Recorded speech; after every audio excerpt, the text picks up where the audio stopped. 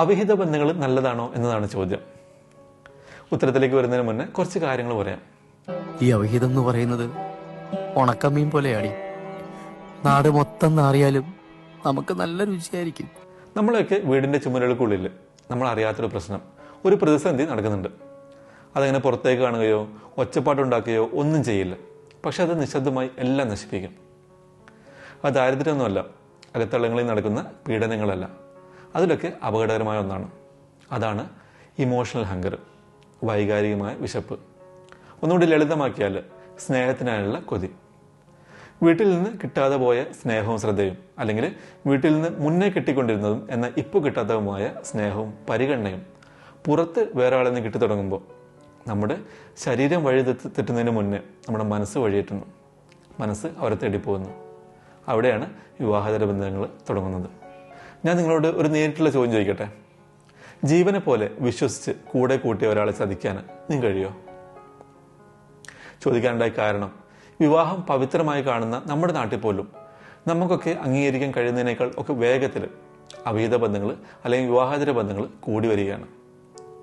നമ്മുടെ നാട്ടിൽ അതിവേഗം വളർന്നുകൊണ്ടിരിക്കുന്ന ഒരു ഡേറ്റിംഗ് ആപ്പ് ഉണ്ട്. ഗ്ലീഡൻ എന്നാണ് അതിൻ്റെ പേര്. കല്യാണം കഴിഞ്ഞ ആളുകളാണ് ഈ ആപ്പിൻ്റെ മെയിൻ ഉപഭോക്താക്കൾ. ഇവർ 2020 ഇന്ത്യയിൽ നടത്തിയ സർവേ പ്രകാരം 55% ഇന്ത്യക്കാരും തങ്ങളുടെ പങ്കാളിയെ ചീറ്റ് ചെയ്തിട്ടുണ്ടെന്ന്, വഞ്ചിച്ചിട്ടുണ്ടെന്ന് സമ്മതിക്കുന്നു. 2023 മാത്രം ഈ ആപ്ലിക്കേഷനിൽ ജോയിൻ ചെയ്ത ഇന്ത്യക്കാർ 8 ലക്ഷമാണ്. 2025 ജനുവരിയിലെ കണക്ക് പ്രകാരം 30 ലക്ഷം ഇന്ത്യക്കാരാണ് ഈ ആപ്ലിക്കേഷനിൽ രഹസ്യബന്ധങ്ങൾ തിരയുന്നത്. ഇതിൻ്റെ അനന്തരഫലങ്ങൾ ഭയാനകമാണ്. കുടുംബം തകരുന്നത് മാത്രമല്ല, നാഷണൽ ക്രൈം ബ്യൂറോയുടെ കണക്ക് പ്രകാരം രാജ്യത്ത് നടക്കുന്ന കൊലപാതകങ്ങൾക്കുള്ള കാരണങ്ങളിൽ ഏറ്റവും മുൻപന്തിലുള്ള കാരണം അവിഹിത ബന്ധങ്ങളും അവിശുദ്ധ പ്രണയങ്ങളുമാണത്രേ. ഇത് മനസ്സിലാക്കാൻ ഡാറ്റ ഒന്നും വേണ്ട. നമുക്ക് ഒരു ന്യൂസ് പേപ്പർ എടുത്ത് നോക്കിയാൽ അല്ലെങ്കിൽ ഒരു ന്യൂസ് ചാനൽ മാറ്റി നോക്കിയാൽ ഇങ്ങനത്തെ ഒരു കേസെങ്കിലും റിപ്പോർട്ട് ചെയ്യാതെ ദിവസം കടന്നു പോകാറില്ല, അല്ലേ? എന്തുകൊണ്ടാണ് ഇത് സംഭവിക്കുന്നത്? പാശ്ചാത്യ സംസ്കാരത്തിൻ്റെ സ്വാധീനമാണോ? അല്ലെങ്കിൽ ഫോണും സോഷ്യൽ മീഡിയയും വിവാഹബന്ധങ്ങളെ തകർക്കുന്നുണ്ടോ? അതോ അതിലും കൂടുതലായിട്ടുള്ള മാനസികമായ എന്തെങ്കിലും, കൂടുതൽ വേദനാജനകമായ എന്തെങ്കിലും ഇതിന് പിന്നിലുണ്ടോ? അടുത്ത കുറച്ച് മിനിറ്റുകൾക്കുള്ളിൽ ഈ വിവാഹേതര ബന്ധങ്ങൾക്ക് പിന്നിലുള്ള മനഃശാസ്ത്രമാണ് നമ്മൾ മനസ്സിലാക്കാൻ പോകുന്നത്. നിങ്ങളുടെ ബന്ധത്തെക്കുറിച്ചോ അല്ലെങ്കിൽ നിങ്ങൾക്ക് ഇഷ്ടപ്പെടുന്ന ഒരാളുടെ ബന്ധത്തെക്കുറിച്ചോ നിങ്ങൾക്ക് മനസ്സിലാക്കാൻ താല്പര്യമുണ്ടെങ്കിൽ വീഡിയോ മുഴുവനായിട്ടും കാണാം. ചിലപ്പോൾ ഒരു ജീവിതം തന്നെ മാറ്റിമറിക്കാനോ രക്ഷിക്കാനോ ഈ വീഡിയോ കൊണ്ട് നിങ്ങൾക്ക് സാധിച്ചേക്കാം. എങ്ങനെയാണ് ഇത്തരത്തിലുള്ള വിവാഹേതര ബന്ധങ്ങൾ തുടങ്ങുന്നത് എന്ന് പറഞ്ഞുകൊണ്ട് തുടങ്ങാം. കിടപ്പുമുറികളിൽ നിന്ന് വളരെ അപൂർവമായ ഇങ്ങനെയുള്ള ബന്ധങ്ങൾ തുടങ്ങാറുള്ളൂ. അവ തുടങ്ങുന്നത് നിശബ്ദതയിൽ നിന്നാണ്. ആദ്യമൊക്കെ മണിക്കൂറുകളോളം സംസാരിച്ചിരുന്ന, പൊട്ടിച്ചിരിച്ചിരുന്ന രണ്ടുപേര് ഇപ്പോൾ ഉത്തരങ്ങളൊക്കെ ഒറ്റ വാക്കിൽ ഒതുക്കുന്നു. എന്തെങ്കിലും ചോദിച്ചാൽ ഓക്കെ, ആ, എന്തെങ്കിലും താല്പര്യം പറഞ്ഞാൽ പിന്നെ, അല്ല ഇപ്പം മൂടില്ല, അല്ലെങ്കിൽ ഞാൻ ടയേർഡാണ്. അങ്ങനെ ആശയവിനിമയങ്ങൾ ഫേഡാകുമ്പോൾ, മങ്ങുമ്പോൾ അവിടെ ഒരു ചെറിയ വൈകാരിക വിടവ് രൂപപ്പെടുന്നു. ആ വിടവിലേക്ക് മൂന്നാമതൊരു വ്യക്തിയുടെ ശബ്ദം കിടക്കുന്നു. അത് ചിലപ്പോൾ ഒരു ഫ്രണ്ടാവാം, കൂടെ ജോലി ചെയ്യുന്ന ഒരാളാവാം, അതല്ലെങ്കിൽ സോഷ്യൽ മീഡിയയിലോ മറ്റോ കണ്ട ഒരു അപരിചിതൻ അല്ലെങ്കിൽ ഒരു അപരിചിതമാവാം. അവർ നിങ്ങളെ കേൾക്കും, നിങ്ങളെ മനസ്സിലാക്കും. അവർ നിങ്ങളോട് പറയും, എനിക്ക് നിൻ്റെ കാര്യം വെച്ചിട്ട് വിഷമമുണ്ട്, നിനക്കൊക്കെ ഇതിൽ നിന്ന് എത്രയോ നല്ല ആളെ കിട്ടുമായിരുന്നു എന്ന്. സ്നേഹത്തിന് വേണ്ടി കൊതിച്ചിരുന്ന ഒരു ഹൃദയം അവർ നൽകുന്ന ആ ശ്രദ്ധയെ പ്രണയമാണെന്ന് തെറ്റിദ്ധരിക്കുന്നു. ഇവിടെ മാതൃഭൂമിയിൽ വായിച്ചൊരു ആർട്ടിക്കിളിൽ കേരളത്തിൽ നടക്കുന്ന അവിഹിത ബന്ധങ്ങൾക്ക് പ്രധാനപ്പെട്ട കാരണങ്ങൾ ഒറ്റപ്പെടലും സ്നേഹവും കരുതലും കിട്ടാതെ വരുന്നതും ബോറടിയുമാണെന്നാണ് പറയുന്നത്. അത് സദാചാര ഇല്ലായ്മ കൊണ്ടല്ല പോലും, മറിച്ച് വൈകാരികമായ വിശപ്പ് അല്ലെങ്കിൽ സ്നേഹത്തിനായുള്ള കൊതിമൂലമാണ്. ഇനി ആളുകൾ ഇത്തരത്തിലുള്ള ബന്ധങ്ങളിൽ പോയി വീഴുന്നതിൻ്റെ കാരണങ്ങൾ എന്തൊക്കെയാണെന്ന് നോക്കാം. ഒന്നാമത്തെ കാരണം എന്ന് പറയുന്നത് ഇമോഷണൽ ഡിസ്കണക്ഷൻ, വൈകാരിക വിച്ഛേദനം.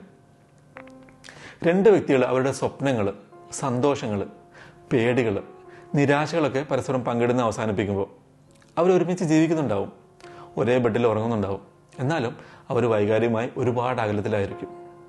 ആ അകൽച്ചയിൽ അവരിലൊരു പങ്കാളിയെ കേൾക്കുന്ന മൂന്നാമതൊരു വ്യക്തി ഓക്സിജൻ പോലെയാണ് അവർക്ക് ഫീൽ ചെയ്യുക.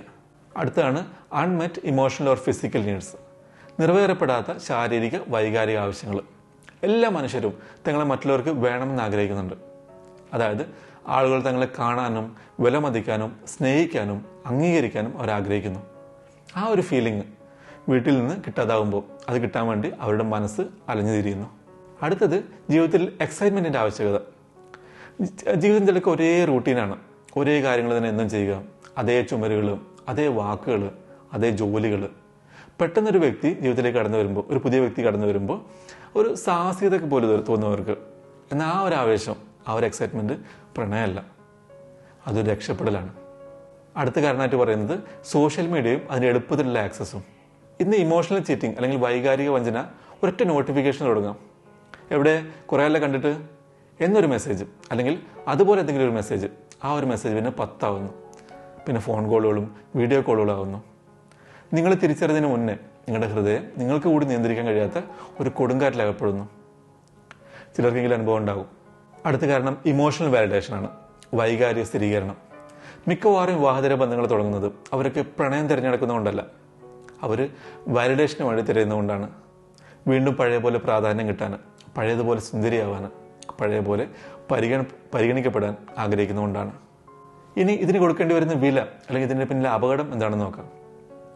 വിവാഹേതര ബന്ധങ്ങൾ അല്ലെങ്കിൽ അവിഹിതങ്ങളൊക്കെ ആദ്യമൊക്കെ ഭയങ്കര രസമായിട്ട് തോന്നും. നമ്മൾ വീണ്ടും ജീവിക്കാൻ തുടങ്ങിയ പോലെ തോന്നും. ജീവിതം ഒന്നുകൂടി കളർഫുൾ ആയതുപോലെ തോന്നും. പക്ഷെ അതിനൊക്കെ കൊടുക്കേണ്ടി വരുന്ന വില വളരെ വലുതാണ്. ആദ്യം പോകുന്നത് നമ്മുടെ സമാധാനമാണ്, പിന്നെ നമ്മുടെ സെൽഫ് റെസ്പെക്റ്റ്, ആത്മാഭിമാനം, പിന്നെ നഷ്ടപ്പെടുന്നത് വിശ്വാസമാണ്. ഏത് ബന്ധങ്ങളിലും ഏറ്റവും വിലപിടിപ്പുള്ള ഒന്നാണുള്ള വിശ്വാസം, അത് നഷ്ടപ്പെടുന്നു. നമ്മൾ 2 ജീവിതങ്ങൾ ജീവിക്കാൻ തുടങ്ങുന്നു, ഒന്നവിടെയും ഒന്നിവിടെയും. രണ്ടിലും നമ്മൾ പകുതി മരിച്ച അവസ്ഥയിലായിരിക്കും. കുട്ടികളൊക്കെ ഉണ്ടെങ്കിൽ അവർക്ക് ഈ പിരിമുറുക്കം പെട്ടെന്ന് മനസ്സിലാവും. കുടുംബങ്ങൾ തകരും. ഒരു വൈകാരിക രക്ഷപ്പെടലിനായി തുടങ്ങിയത് അവസാനം വൈകാരിക നാശത്തിലേക്ക് നയിക്കും. ഇങ്ങനെ പറയും, when you use another person to escape from your pain, you only create more pain എന്ന് പറഞ്ഞാൽ നിങ്ങളുടെ വേദനയിൽ നിന്ന് രക്ഷപ്പെടാൻ നിങ്ങൾ വേറെ ആളെ ഉപയോഗിക്കുമ്പോൾ നിങ്ങൾ കൂടുതൽ വേദനയാണ് സൃഷ്ടിക്കുന്നതെന്ന്. ശരിയാണല്ലേ? അവിധങ്ങളൊക്കെ ഹീലിങ്ങും ഹാപ്പിനെസ്സൊക്കെ ഓഫർ ചെയ്യും, പക്ഷെ അവസാനം കിട്ടുന്നത് ഹൃദയവേദന മാത്രമായിരിക്കും. ഇനി ഇത്തരത്തിലുള്ള വിവാഹേതര ബന്ധങ്ങളിൽ നിന്ന് എങ്ങനെ നിങ്ങളുടെ റിലേഷൻഷിപ്പ് രക്ഷിക്കുക എന്ന് പറയാം. ആദ്യം ചെയ്യാൻ പറ്റുന്നതാണ് വീണ്ടും സംസാരിച്ചു തുടങ്ങുക. ജയിക്കാൻ വേണ്ടി സംസാരിക്കാതെ മനസ്സിലാക്കാൻ വേണ്ടി സംസാരിക്കുക.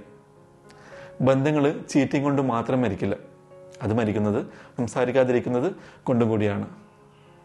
അടുത്തൊരു പോയിന്റ് ബന്ധം വീണ്ടും സജീവമാക്കുക എന്നാണ്.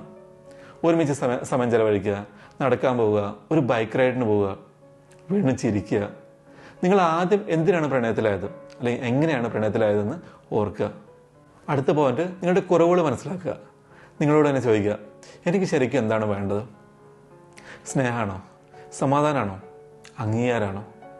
നിങ്ങളുടെ ഉള്ളിലുള്ള ആ ഒരു ശൂന്യത ഉണ്ടല്ലോ, അത് നിങ്ങൾ മാറ്റുന്നില്ലെങ്കിൽ അത് നിങ്ങൾ തെറ്റായ സ്ഥലങ്ങളിൽ തിരഞ്ഞു പോകും. അടുത്തത് സഹായം തേടുക. തെറാപ്പി അല്ലെങ്കിൽ കൗൺസിലിംഗ് ഒക്കെ എടുക്കുന്നത് മോശപ്പെട്ട കാര്യമൊന്നുമല്ല. ചിലപ്പോൾ ഒരു ചെറിയ സംഭാഷണം, ഒരു തുറന്നു പറച്ചിൽ, വർഷങ്ങളുടെ റിഗ്രറ്റ് അല്ലെങ്കിൽ പശ്ചാത്താപത്തിൽ നിന്ന് നിങ്ങളെ രക്ഷിക്കും. അവസാനത്തെ പോയിന്റായിട്ട് പറയാനുള്ളത് അതിരുകൾ നിശ്ചയിക്കുക അല്ലെങ്കിൽ നിയന്ത്രണങ്ങൾ വയ്ക്കുക. പ്രലോഭനം തോന്നുമെങ്കിൽ ഉടൻ തന്നെ അതിൽ നിന്ന് മാറി നിൽക്കുക. മനസ്സ് ആ ചിന്തയിൽ നിന്ന് മാറാൻ ഇഷ്ടമുള്ള മറ്റെന്തെങ്കിലും ചെയ്യുക. ഓർക്കുക, 5 മിനിറ്റ് നേരത്തെ മനക്കരുത്ത് 5 വർഷത്തെ അല്ലെങ്കിൽ 50 വർഷത്തെ വേദനയിൽ നിന്ന് നിങ്ങളെ രക്ഷിക്കും. അപ്പോൾ നിങ്ങൾക്ക് സ്വന്തമല്ലാത്ത ഒരാളോട് എപ്പോഴെങ്കിലും ആകർഷണം തോന്നിയാൽ ഒന്ന് നിർത്തുക, പോസ് ചെയ്യുക, എന്നിട്ട് സ്വയം ചോദിക്കുക, ഞാൻ എന്താണ് നശിപ്പിക്കാൻ പോകുന്നതെന്ന്. No affair ends in peace, it's always ends in pieces എന്ന് പറയും. എന്ന് പറഞ്ഞാൽ ഒരു അവിഹിത ബന്ധവും സമാധാനത്തിൽ അവസാനിക്കില്ല, അതെപ്പോഴും തകർച്ചയിലായിരിക്കും അവസാനിക്കുക. നിങ്ങളുടെ ഉള്ളിലെ ശൂന്യത മാറ്റാൻ നിങ്ങൾക്ക് പുതിയൊരാൾ ആവശ്യമില്ല. നിങ്ങൾക്ക് നിങ്ങളുടെ മുറിവുകളിൽ നിന്ന് സുഖപ്പെടലാണ് വേണ്ടത്, സത്യസന്ധതയാണ് വേണ്ടത്, ധൈര്യമാണ് വേണ്ടത്. യഥാർത്ഥ സ്നേഹം എന്ന് പറയുന്നത് വിരസത ഒഴിവാക്കിയല്ല, അതിൽ നിന്ന് ഒളിച്ചോടുകയുമല്ല, മറിച്ച് ഒരുമിച്ച് ആ അവസ്ഥയുടെ വളരലാണ്. സത്യസന്ധത തിരഞ്ഞെടുക്കുക, കമ്മിറ്റ്മെൻറ്റ്, പ്രതിബദ്ധത തിരഞ്ഞെടുക്കുക, നിങ്ങളെ സ്നേഹിക്കുന്ന കുടുംബത്തെ തിരഞ്ഞെടുക്കുക.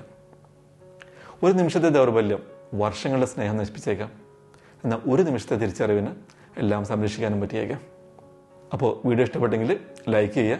വീഡിയോ ഉപകാരപ്പെട്ടു എന്ന് തോന്നുകയാണെങ്കിൽ യെസ് എന്ന് താഴെ കമൻറ്റ് ചെയ്യുക, അല്ലെങ്കിൽ ഒരു സ്മൈലി കമൻറ്റായിട്ട് ഇടുക. നിങ്ങളുടെ അഭിപ്രായങ്ങൾ പറയുക. വീഡിയോ കേൾക്കണമെന്ന് നിങ്ങൾ ആഗ്രഹിക്കുന്ന ഒരാൾക്ക് ഷെയർ ചെയ്യുക. ചാനൽ ഇതുവരെ സബ്സ്ക്രൈബ് ചെയ്തിട്ടില്ലെങ്കിൽ ചെയ്യുക.